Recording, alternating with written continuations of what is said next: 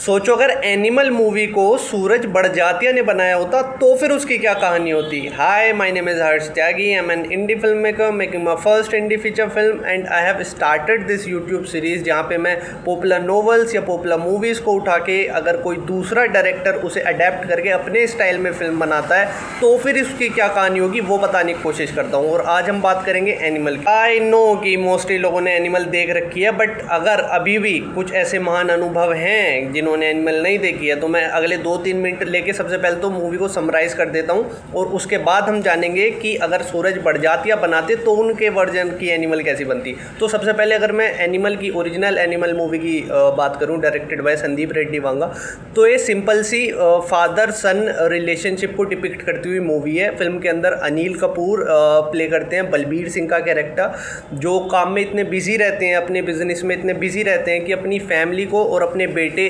Ranvijay Singh played by Ranbir Kapoor को time नहीं दे पाते हैं। तो ये जो रणबीर कपूर का कैरेक्टर है रणविजय सिंह का, ये बचपन से ही अपने फादर के प्यार के लिए तरसता है, अटेंशन के लिए तरसता है। उन्हें एक पिता का जो स्नेह होता है वो नहीं मिला होता है। तो इन्हें बचपन से ही दिखाया जाता है रणविजय कैरेक्टर को कि ये काफ़ी सिग्मा टाइप का कैरेक्टर है। कि एक बार जब ये छोटा होता है, स्कूल में होता है, तो इसकी बड़ी बहन जो कि कॉलेज में है उसे कोई छेड़ देते हैं कॉलेज के लड़के, तो ये उसके कॉलेज में AK-47 लेके पहुंच जाता है और कॉलेज के बच्चों को रुला देता है स्कूल में होते हुए भी। तो इसके फादर जो है इसे मार पीट के और बाहर भेज देते हैं, अब्रोड भेज देते हैं बोर्डिंग स्कूल में पढ़ाई करने के लिए।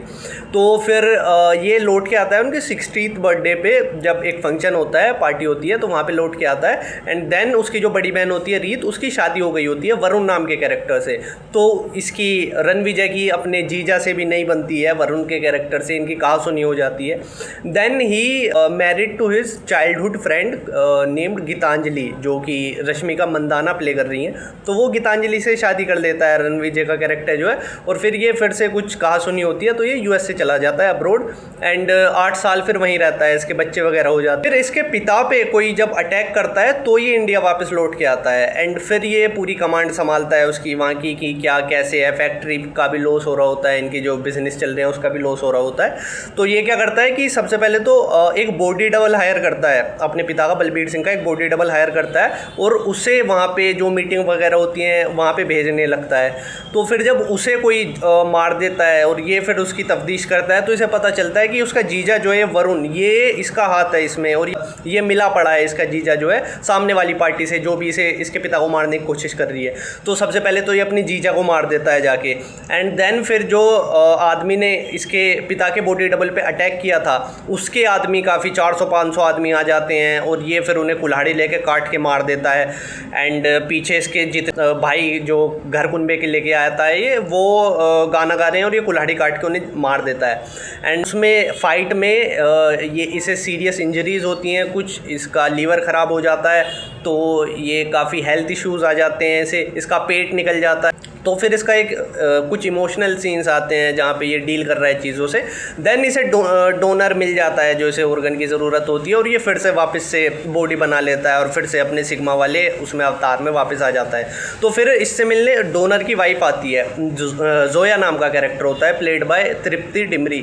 तो वो आके फिर इसके करीब हो जाती है, उसके साथ ये सेक्स करने लगता है। उसके दोस्तों को लगता है कि ये इसके प्यार में गिर गया है, बट फिर जब कार में ब्लास्ट होता है तो फिर वो भी शॉक्ड हो जाती है। तृप्ति डिमरी का जो कैरेक्टर है ये बताता है कि उसे तो पहले से पता था कि ये इसके पिता को मारने वाली गैंग से मिली हुई है और ये उसे छोड़ देता है, फिर कुछ करता नहीं है उसके साथ में। जोया चली जाती है यहाँ से और फिर ये स्कॉटलैंड में जो मेन विलन है बॉबी देओल, उसे कॉल करता है। फिर कहानी में एक और ट्विस्ट आता है, पता चलता है वो जो बॉबी देओल है वो इसका कज़न भाई ही है, कि इसके दादा का जो भाई था उसका दादा था वो बॉबी देओल का, और कुछ प्रॉपर्टी का डिस्प्यूट था, उसके चक्कर में वो रिवेंज लेने के लिए इसके पिता को मारना चाहता है।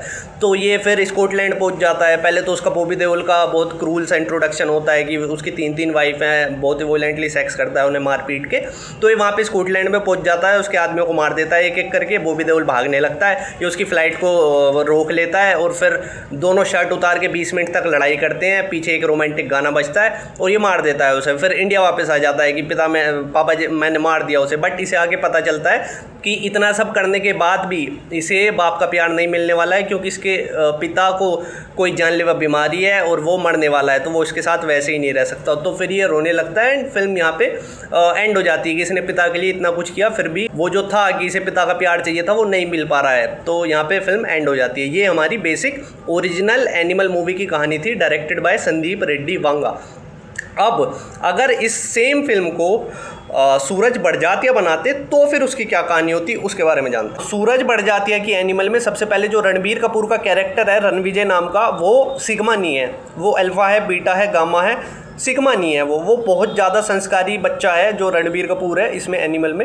एंड वो जब तक बड़ों को 7 बार नमस्ते और 5 बार उसके पैर न छूले बड़ों के, तब तक इसे भोजन ग्रहण करने का स्वाद नहीं आता, इसे भोजन ग्रहण करने का मन नहीं करता।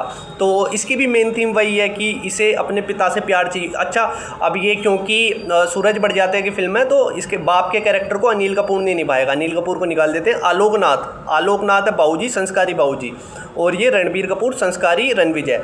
तो इसे बाबूजी जो है टाइम नहीं दे पाते हैं, वो अपने काम वगैरह में बिज़ी होते हैं, मीटिंग वगैरह में बिज़ी होते हैं, और इसे बाबूजी का प्यार चाहिए होता है। तो बहरहाल इसकी बहन को कोई छेड़ देता है कॉलेज में, जब ये स्कूल में होता है तो ये उसके कॉलेज में जाता है अपनी बहन के कि किसने छेड़ा मेरी बहन को। तो वो हंसने लगते हैं जस्ट लाइक ओरिजिनल मूवी कि अब बच्चे बताएंगे क्या हमें, चल भाग यहाँ से, तो हंसने लगते हैं। तो ये क्या करता है ओरिजिनल मूवी की तरह अपनी गाड़ी में जाता है और गाड़ी में से कुछ सामान निकाल के कॉलेज के अंदर आता है। सब बच्चे डर जाते हैं क्योंकि इसके हाथ में होता है टेप रिकॉर्डर। ये टेप रिकॉर्डर में गाना बजाता है और डांस करते करते उन्हें बताने लगता है कि कैसे औरत देवी का रूप होती है, भारतीय संस्कृति में औरतों का कितना ऊंचा स्थान है।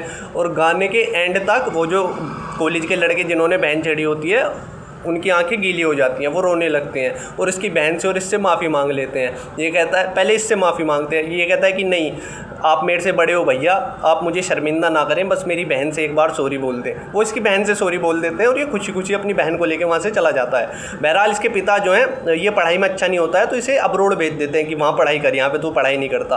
तो ये अब्रोड से जब लौट के आता है तो घर में गेट टुगेदर होता है। अच्छा, ये जॉइंट फैमिली है जस्ट लाइक ओरिजिनल फैमिली। इसमें बस कुछ और कैरेक्टर इंक्लूडेड है कि एक तो बाबूजी हैं इसके जो कि आलोकनाथ है इसमें अनिल कपूर की जगह, और इसकी बहन है, इसकी बहन ने शादी कर ली होती है वरुण नाम के कैरेक्टर से, और ये अपनी जीजा की बहुत रेस्पेक्ट करता है। उसके दिन में 7 बार पैर छूता है ये, गेट टुगेदर पे भी आके सबसे पहले अपनी जीजा की पैर छूता है ये।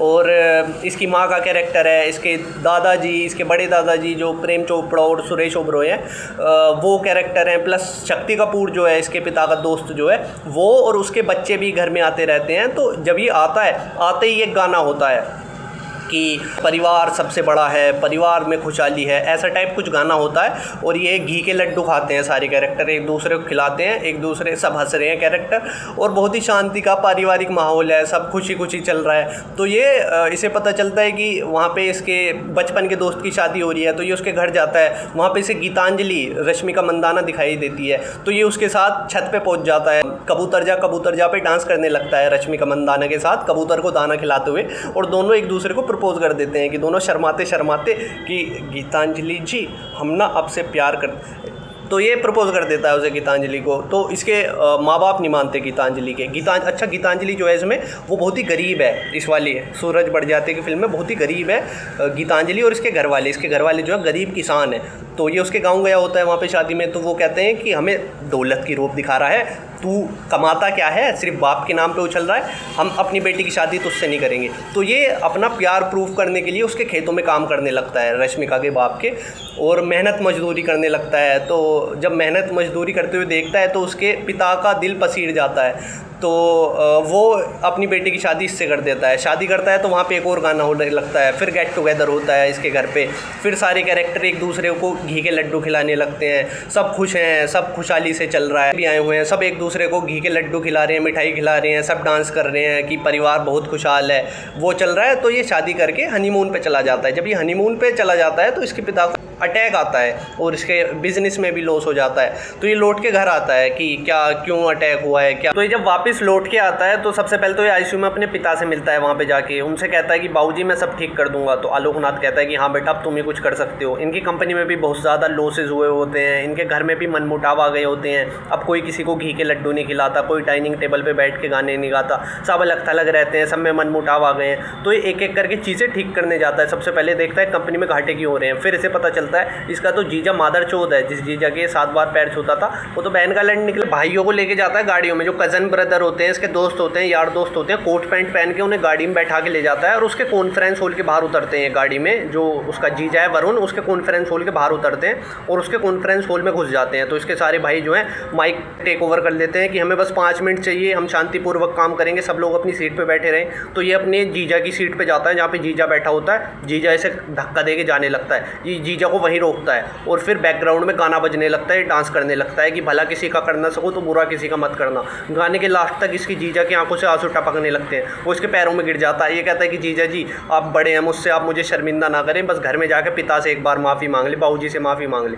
वो बाबूजी से जाके माफ़ी मांग लेता है। बाबूजी गाना गाते हुए इसे माफ़ कर देता है कि तू तो मेरा अपना ही बच्चा है, तो इसे माफ़ कर देता है, कोई बात नहीं, तूने कंपनी में घाटा कर दिया। फिर ये जाता है कि मनमुटाव क्यों हो रखे हैं। तो फिर ये ऑब्जर्व करता है कि शक्ति कपूर के जो बच्चे घर में आते हैं, शक्ति कपूर की बेटी ने शादी की होती है इसके एक स्कॉटलैंड के बिजनेसमैन से, जो कि बॉबी देओल का कैरेक्टर है। तो वो घर में आता है, उसने मनमुटाव घेरे होते हैं। तो ये ओरिजिनल फिल्म की तरह उसे मारने नहीं लगता, ये जड़ में जाता है कि ये क्यों कर रहा है ऐसा। तो फिर इसे राज पता चलता है कि ये तो इसका चचेरा भाई है बॉबी देओल, और इसके दादाजी भाई थे बॉबी देओल, और इनका कुछ प्रॉपर्टी डिस्प्यूट था और ये बदला लेने के लिए ऐसा कर रहा है। तो ये तुरंत हेलीकॉप्टर पकड़ के अपने भाइयों को लेकर स्कॉटलैंड पहुँचता है। स्कॉटलैंड पर बॉबी देओल का जो कैरेक्टर है वो भी बहुत संस्कारी है, उसने भी केवल एक ही वाइफ रखी हुई है और वो भी उसकी पूजा करता है अपनी वाइफ की, शक्ति कपूर की बेटी जो है। तो ये सबसे पहले बॉबी देओल के पास में जाता है और उसकी फ़्लाइट जाने वाली होती है, उसे रोक लेता है और दोनों शर्ट उतार के सबसे पहले तो डांस करने लगते हैं, गाना गाने लगते हैं कि ये माफ़ी मांगने लगता है। फिर उससे वो इसके पैरों में, ये बॉबी देओल के पैरों में गिर जाता है कि मुझे माफ़ कर दो, हमने तुम्हें बिजनेस में हिस्सा नहीं दिया। तो वो इसे माफ़ कर देता है, वो भी रोने लगता है, ये भी रोने लगता है। ये उसे घर ले आता है, ये घर जाके सब एक दूसरे से माफ़ी मांग लेते हैं, सब एक दूसरे को घी के लड्डू खिलाने लगते हैं और सब गाना गाने लगते हैं। लेकिन अभी भी बाबूजी का प्यार इसे नहीं मिला होता है। तो बाबूजी जो आईसीयू में है वो अब ठीक हो जाते हैं, वो बाहर निकल के आते हैं और वो कहते हैं कि जब मैं आईसीयू में था मैंने सोचा इस बारे में कि मैंने तेरे साथ कितना गलत किया है, और बाबूजी इससे माफ़ी मांगने लगते हैं। तो ये कहता है बाबूजी आप माफ़ी मत मांगो, आप बड़े हो। तो वो कहते हैं बाबूजी अब मैं बिज़नेस पे कोई ध्यान नहीं दूंगा, मेरा बिज़नेस तू संभालेगा और मैं नल्लो की तरह तेरे साथ रहा करूँगा, तुझे प्यार करूँगा। बस ये सब खुश हो जाते हैं, सब एक दूसरे को फिर से घी के लड्डू खिलाने लगते हैं और सब फिर डांस करने लगते हैं कि हम साथ साथ हैं, और फिल्म ख़त्म हो जाती है। टाइटल आ जाता है कि हम सब साथ हैं तो हम में एनिमल कौन। अब film by Suraj Barjatya. So that would be Animal if directed by Suraj Barjatya. So या मिलते हैं नेक्स्ट वीडियो में।